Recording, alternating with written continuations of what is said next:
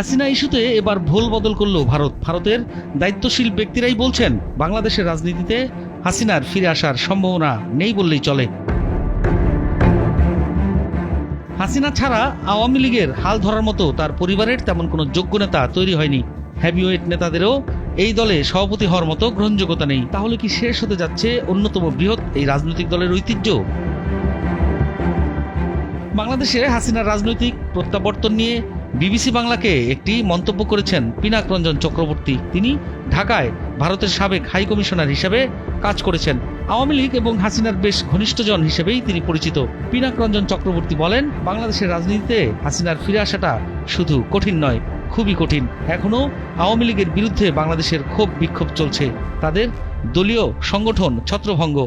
শেখ হাসিনার বয়স আজকের থেকে 10 বছর কম হলে হয়তো মনে করা যেত তিনি দেশে ফিরে দলের হাল ধরবেন, কিন্তু এই মুহূর্তে সেটা প্রায় অসম্ভব বলে মনে হচ্ছে।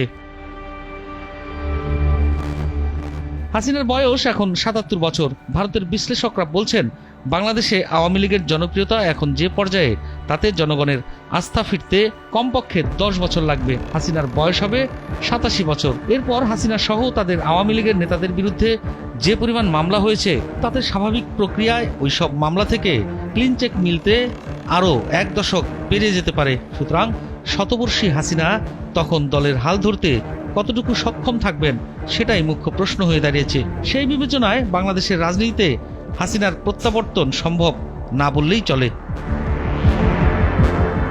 আওয়ামী লীগের উচ্চ পদের নেতারাও বর্ষিয়ান, দলের শীর্ষ পদের জন্য কারো তেমন গ্রহণযোগ্যতা নেই। সুতরাং তরুণদের তৈরি করতেও বেশ সময় লাগবে বলে মন্তব্য ভাসছে ভারতীয় মিডিয়ায়। তাছাড়া এই দলটি এখনও তাদের শীর্ষ পদে পরিবারতন্ত্রের বাইরে যেতে পারেনি, ফলে সিনিয়র নেতাদের এই দলের শীর্ষ পদে বসা দিবাস্বপ্নের মতোই। শেখ হাসিনার মেয়ে সাইমা ওয়াজেদ পুতুল ব্রিটিশ পাসপোর্টধারী।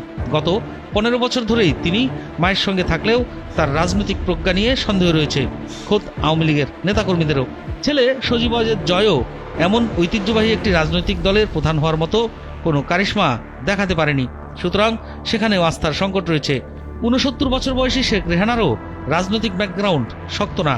এই পরিবারের বাকি যা আছেন, রাজনীতির মাঠে তাদের চলাফেরা একেবারেই সীমিত।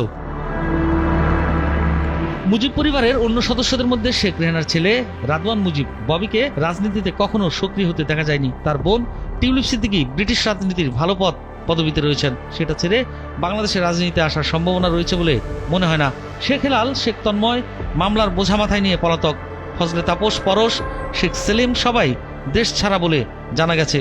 সব মিলিয়ে রাজনীতিতে শেখ পরিবারের ফেরাই যেখানে কঠিন কর্ম, সেখানে হাসিনার ফেরার বিষয়টিকে যুক্তিসঙ্গত মনে করছে না অধিকাংশ ভারতীয় বিশ্লেষকরা।